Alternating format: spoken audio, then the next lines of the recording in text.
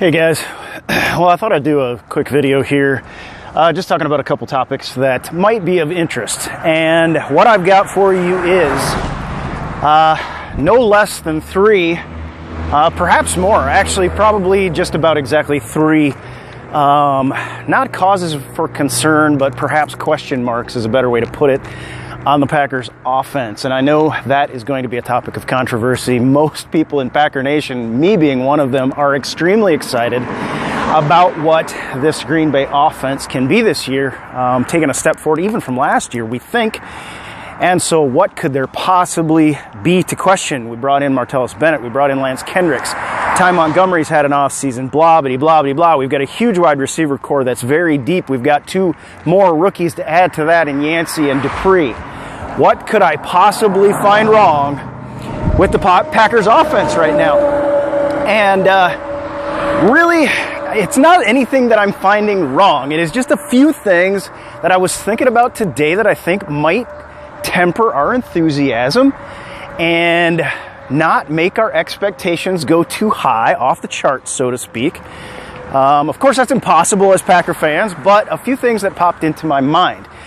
One of them I'm probably going to get slain in the street for. Better keep an eye on my six. And but what are these three things? All right, what three things could we possibly have as a concern? I know what the obvious ones would be. Might be some people out there think the running back situation. We don't really have an answer there. I disagree. I think Ty Montgomery is going to be great. I think Aaron Ripkowski is going to make a second fullback unnecessary, and I think these three rookies have a huge amount of potential and are going to both, one of these guys I think is going to truly be a second back for the Packers and make a big difference this year, to be quite honest, especially in December. I got my eye on Jamal Williams, but any of these guys, one of them's just got to step up and walk through that open door, because it is wide open with a second behind Ty Montgomery basically being the training camp battle that's coming up in exactly a month. This is a stacked offense. There's no doubt about it. The one guy that I'm kind of concerned about, it all starts up front, and there is one guy that we have. What I'm basically looking for are some of these unknowns, and when I talk about unknowns, the first name that comes to my mind is Jahri Evans, and it's not that he's an unknown. He's been in the league forever.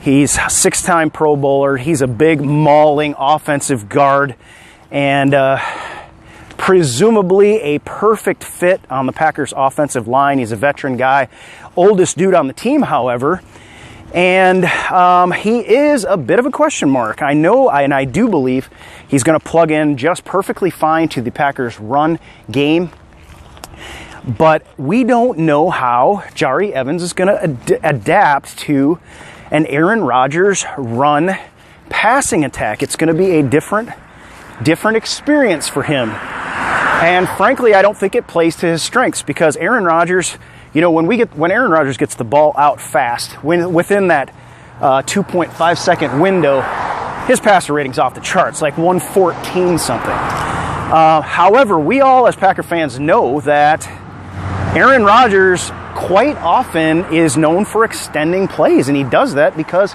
he has the best feet in the league at the quarterback position, and he has as good a vision as anybody out there in the quarterback position, and frankly, it comes down a lot of times to feel, and Aaron Rodgers has the best feel for the pocket of anyone in the league, so he's not going to give up the ball easily, and he doesn't have to. If he can break contain, he always is able to threaten the first down himself, and we've seen him do that time and time again. However, he's always got his eyes downfield. So what that all adds up to is, more frequently than any team, even the Drew Brees-led Saints that Jahri Evans was with, but more frequently than any team in the NFL, the Packers and Aaron Rodgers extend plays well beyond what has even been generally accepted in the NFL. I mean, you're talking 7-8 seconds, and that is typically forbidden just practically speaking, because you cannot protect for that long. Now, and we saw this last year. We saw a little bit of angst almost out of TJ Lang, that yes, it does make it hard on us, and it is hard on the offensive linemen. And so now you plug in a guy like Jahri Evans. Again, I think he's the perfect fit. I'm very glad we have him. However, he has not played in our system, and he has not had to hold up on a regular basis for 7-8 seconds. Now, so that's my first question mark. With that said, of course, we know that Evans is working directly with the leader of the offensive line group, and that is Brian Bulaga. Of course, David Bakhtiari on the other side as well, but it's going to be working closely with him. They're going to, that sort of culture, that understanding that you have to block to infinity is definitely going to trickle down. The only question mark we have is, as an older offensive lineman, will Jahri Evans be able to do it against younger, faster defensive players in the league? We saw, and I'll make an example. This is a good example.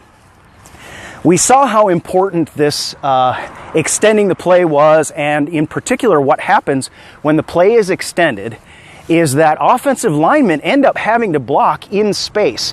And an offensive lineman blocking a linebacker in space is frankly a mismatch. Now, we had a very, very good example of this in the Dallas Cowboys matchup in the division round game when the last play, the last offensive play from scrimmage, when Aaron Rodgers threw the little out to Jared Cook and gave us a chance to win the game.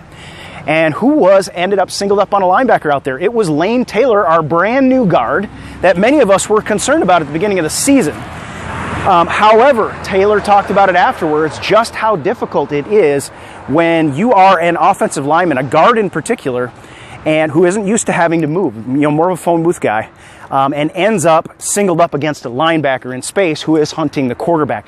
That's a very difficult situation. On the right side of the line, I expect that from time to time we're going to see Jahri Evans in that exact same situation. And I'm just saying it's a question mark as to how he will perform in that role. So we'll see how we do with that going forward. Of course, again, I'm not putting anybody down. I was just thinking through a few questions, and I know Jahri Evans is going to be the least of my worries, because the next guy on my list is none other than Martellus Bennett, and I know what you're thinking. You're like, wait a minute, are you kidding? You're questioning Martellus Bennett? Well, I'm not questioning his size. We know his physicals. 6'6", 267, whatever. He's like a freaking lineman out there. Not questioning his ball skills. Not questioning. He's a veteran presence. He just came off a Super Bowl win. He understands what it takes to win. The only thing I'm questioning is, listen, Bennett has not got out on the field with Aaron Rodgers yet. We don't know exactly how that's going to go just yet. And as excited as I am, I'm as excited as anybody else. In fact, I'm excited for both of them, for both him and Kendricks. I think Kendricks can have a good year as well. I'm just saying, we don't know how quickly these guys are going to click. We don't know if it might take a little while for these guys to get in sync, and we do know that this West Coast offense requires these guys to be in sync and truly be thinking inside each other's head, basically. That's what Aaron Rodgers requires. Now, who better to be able to do that right off the bat than Martellus Bennett? I have no argument with that whatsoever. I'm simply saying we just don't know for sure yet what we've got, and I can't wait. And here's the thing. If you wanted to pick a couple of defensive teams to throw off the sync at the beginning of the year between Martellus Bennett and Aaron Rodgers, I mean, who better to do it than the Seattle Seahawks and the Atlanta Falcons? Seattle Seahawks, for years known for their defense, getting pressure on the quarterback, and following up with some great cornerback and defensive backfield play. And now they have, I think, dropped off a little bit in recent years, but they're, it's going to be a tough matchup. And we saw what happened, and then you follow it with the Atlanta Falcons. And the Atlanta Falcons, I think, is an underrated defense. They get Vic Beasley. They're getting after the passer, but they're also shoring up their defensive backfield with some young guys that are playing good ball. So at any rate, we saw with Jordy Nelson, who was a veteran coming back off knee surgery, it took him a little while to get going and get in sync with Aaron Rodgers. And Martellus Bennett, again, I expect good things, but we don't know exactly whether he's going to walk out on the field in perfect synchronization with Aaron Rodgers, or not. There may be growing pains involved. And the fact of the matter is, if the expectation is that he's going to walk out there and get 2 touchdowns every time he steps foot on the field right off the bat, we may be disappointed. And the only thing we know about how Aaron Rodgers and Martellus Bennett sync up right now is we know that their personalities sync. But nothing, we know that, they like to talk about philosophical things. They like to talk about business. They're both intellectuals, whatever this is. But we don't know anything about their relationship as it pertains to on the field play. And so we have to wait and see. And that's what this video blog is about. Just kind of a wait and see approach. So my first one is Jahri Evans. My second one is Martellus Bennett. And the third one is the one I'm going to get slain in the streets for, because it's none other than Aaron Rodgers. Now, hear me out on this. I know it's been forgotten in the run the table scenario. And I believe that Aaron Rodgers is the best quarterback in the league, the most talented guy, the smartest guy. He's got all the quickness. He's got all the accuracy. We know he's got all the arm strength. I'm not questioning one bit of that. However, at the beginning of last season, we saw Aaron Rodgers a little bit out of sync with Jordy Nelson, a little bit off in his passes, and a little bit frustrated on the field. I believe that this has been 100% forgotten in Packer Nation because we ran the table and we went all the way to the NFC Championship game. That is not, however, a guarantee that something like this, there might be some hiccups in the road. We've got some new guys. Cook is not coming back. Ty Montgomery was not the bell cow back at the beginning of last season. And I know what you're thinking, and I'm thinking the same thing. Because I'm thinking, listen, Jordy Nelson, he's had a full season. He's in his second year after recovery, and he came on strong at the end of the year. Jordy Nelson's not going to be a problem. Getting in sync is not going to be a problem. However, I want to call to mind a game that was week 8 rather than week 1, 2, 3, when everybody agreed that Aaron Rodgers, and everybody was talking about what's wrong with Aaron Rodgers. And we remember this.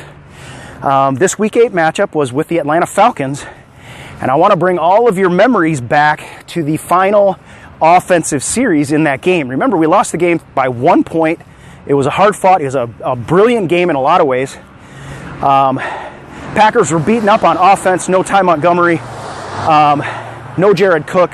On defense, Randall, Rollins, I think were both out in this one, and a lot of young guys had to step up. So the Packers, by hook and by crook, end up ahead in the game, but Matt Ryan marches the team back, and with about a minute and a half left, they bring the score to 33-32 and leave about 30 seconds for Aaron Rodgers, which we know is plenty of time for him to get the job done, frankly. And we know Mason Crosby and his ability to kick 58-yard field goals, and probably more than that in a dome if he needed to. So what happens? The very first play the ball is down. We go to the 25. The very first play from scrimmage then. Quick out to Jeff Janis, out of bounds. Toe tap, out of bounds. Down to 20-some seconds, 22 seconds, whatever. Second down. We're not worried about first downs because we know we have to make more than a first down to have a chance for Mason Crosby to kick a field goal and win the game. However, the next 2 plays, okay, I want to talk about, and the fourth down play I'm going to talk about as well. The next 2 plays, however, one of them was a little, not a little out, but an out to Jordy Nelson. And Aaron Rodgers, this is the time when Aaron Rodgers gets all the accolades because he so often performs. Aaron Rodgers threw the ball behind Jordy Nelson. Jordy Nelson would have been well downfield, been able to toe tap, go out of bounds, and stop the clock with almost 20 seconds still on it. And we would have had a first down at that point. Aaron Rodgers throws the ball behind him. Again, this is a West Coast offense. Launch points, what the receivers do, decisions, Aaron Rodgers' decisions all come into play. But in this case, Aaron Rodgers just didn't hit the mark. All right, on third down. Funny thing, Geronimo Allison, who's having a fantastic game, has his first touchdown, has some exciting catches, important catches, and Geronimo Allison comes across and breaks open across the field, headed toward the sideline. Again, same thing as Jordy Nelson. Could have had a toe tap, out of bounds, and had, about 15 seconds left to play. Somewhere between 10 and 15 seconds left to play. Aaron Rodgers has to roll out, and to his credit, it's a tough pass, but this is one of those passes that we're used to Aaron Rodgers making, and in this case, he threw it slightly behind Geronimo Allison. I mean, not by a whole lot. Had Geronimo Allison been able to run through that ball and toe tap, he'd have been out of bounds. It'd have been no problem. This ends up almost being an interception on third down, just because it was just far enough behind Allison that the cornerback could close on it, and he ended up getting both hands on the ball. All right, so there we go. There's the West Coast offense, guys. It can be great, but if there's anything off on the precision, things can go wrong very quickly. So I will mention the fourth down play because this is the opposite side of it. On fourth down, the Packers have to go long. They have to get down to about the 37-yard line-ish, and they're on the other side on the 32. And Davante Adams goes down on a seam route, and the defender is playing inside leverage, and Davante turns inside to look for the ball rather than breaking outside like he needs to. Aaron Rodgers was under pressure. He threw the ball to the outside break because of the inside leverage, threw it right to the 40-yard line, right where we would have a chance at least for Mason Crosby to come on, and it probably would have been further downfield than that if Adams had caught it, because he had gained a couple yards before going out of bounds, and there would have been 9 seconds left on the clock. So in that case, it's Adams that made the mistake. But what I'm saying is, too much can happen, and I'm trying. As much as I see the world in green as gold as much as anybody else, and as excited as I am about the offense, there are a few question marks. There are a few things that we're going to have to, it might take just a little bit for this offense to become what it can be. We saw that happen last year. Hopefully, if we stay healthy, it will take a lot less time, and that's almost a guarantee to me.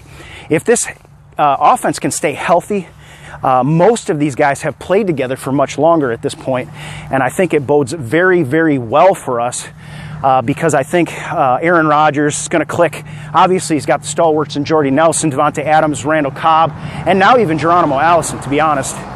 And the young guys in there, Ty Montgomery now with an off season under his belt, I think it's going to be fine. So there are my 3 question marks. Feel free to comment about them. I know I'm going to get slain for mentioning Aaron Rodgers, especially after the day he was named like the number 6 player in the entire league. So, and most Packer fans think that's not high enough, and I'm one of them. But I do want to just temper the enthusiasm just a little bit.